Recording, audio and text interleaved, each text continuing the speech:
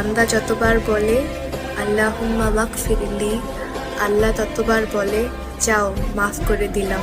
সুবহানাল্লাহ।